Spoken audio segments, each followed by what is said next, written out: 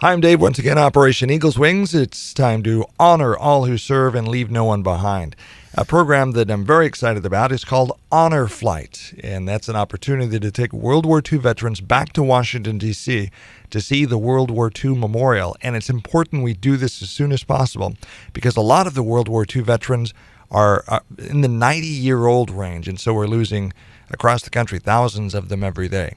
Michael Pungercar is the project manager for South Willamette Valley Honor Flight. Michael, did I get your last name right? You did very well. Okay. So, Willamette Valley Honor Flight. Tell me, first of all, why you're involved in Honor Flight. Well, my father was a World War II veteran, was a radio operator on a B-17 and completed 30 combat missions over Germany. And a couple of years before he passed away, he finally started to share some of his stories and experiences. I had him tape those experiences for me and promised him that I would transcribe that tape and get his story out to the family. Well, I had the tape for 2 years while I was working full-time, and he passed away before I had a chance to play it. And when I did, I transcribed it, had 12 pages typed up and 100 questions, and ended up with what turned out to be a 3-year project, or 3-year journey, if you will, researching what our men and women of the 8th Air Force experienced in World War II. And that has turned from 12-page transcript into a 330-page book with over 200 photos in it called The Promise Kept. And in my 3 years of that research project, I got to meet quite a few World War II veterans as I traveled around the country. And a friend of mine in Wisconsin actually experienced an honor flight and had shared his experience with me and how powerful it was for him and what an honor to receive that recognition so many, many years after actually serving our country. I checked into it and decided that this was a program that I wanted to get involved in. While I couldn't get my dad to the memorial in Washington, D.C. before he passed away, I was going to do everything I could to try and get other World War II veterans to that memorial. Now, Oregon prides itself on being the leader in a lot of things, leader in the bottle bill and environmental concerns.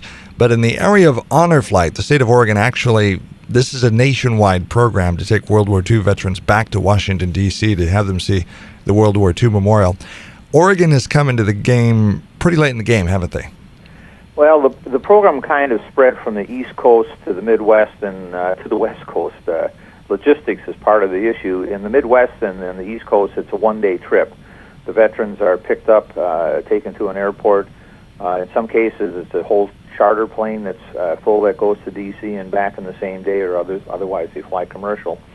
Here on the West Coast, because of the 3-hour time zone difference and the time to travel, it's actually a 3.5-day trip with 3 nights away from home, so there's a lot more logistics involved. But while the Honor Flight program itself started 8 years ago, in Oregon it just started 3 years ago. So we are a little bit of a new kid on the block, but we're making great inroads into the backlog of veterans that we have in the state of Oregon. However, it seems like every time we have an honor flight and get 25, 30 veterans back to the World War II Memorial in Washington, D.C., we pick up another 25 or 30 applications out of that. So we're constantly working off the backlog, but the reality, as you said earlier, is the time is running out for these veterans. Yes, it is. They were described as the world's greatest generation if it wasn't for the sacrifice and the service of Michael. This generation, World War II veterans, are often described as the world's greatest generation. If it hadn't been for their sacrifice and their ability to step up, the world might be a whole lot different place today. That's very true. Anybody that goes back and studies the history of our country really needs to look at that period that involved World War II. When we were pulled into World War II after the attack on Pearl Harbor in December of 1941, during the remaining years of the war through 1945, over 16 million American men and women served our country during that worldwide conflict. And what the Axis powers were doing, both with Japan and the Pacific side and Hitler and Mussolini on the European side, there's no doubt that their goal was to conquer the world, including isolating the United States and probably taking over our country. So the sacrifices these men and women made back in the 1941 to 1945 period just cannot be forgotten. Now, you've been on some honor flight programs, haven't you? How many have you been on? I was made one honor flight so far. I made my initial trip in June of this year. I traveled to D.C. with a group from Portland, and a second group was also on the same trip from Bend, Oregon. And I received my training to lead the honor flight that will take place 2 weeks from today. How important is this trip to World War II veterans? In my experience in working the last 9-10 months in this program, it's a lot more important than what most of them will actually admit. The generation itself is pretty much a humble generation that almost to a veteran, I hear them say, we were just doing our job. You know, it just needed to be done, so we did it. We don't really deserve any recognition. We didn't do anything special. But after my first trip to Washington, D.C., and when you see the expression on their faces, the emotion that comes out, the sparkle in their eyes as the public acknowledges them there in Washington, D.C., the greetings in the airports and stuff, they appreciate it very deeply. When are the next trips coming from the Mid-Willamette Valley? Now, you're project manager for the South Willamette Valley Honor Flight, so that's the Eugene, Springfield area.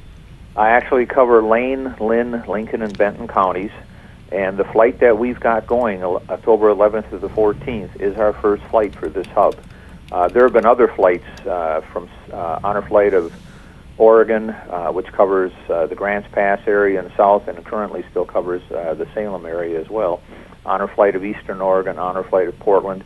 So far this year, I believe there have been 6 flights out of Oregon that have gone back with veterans to D.C. So I've actually got 2 groups going. We're going on the same day, 2 different planes.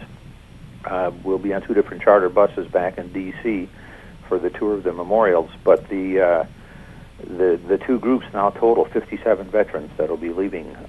We actually meet in Portland 2 weeks from tonight on October 11th, travel to D.C. on the 12th, make the tour of the various memorials, starting with the World War II Memorial on Saturday the 13th, and we return to Portland Airport on Sunday the 14th.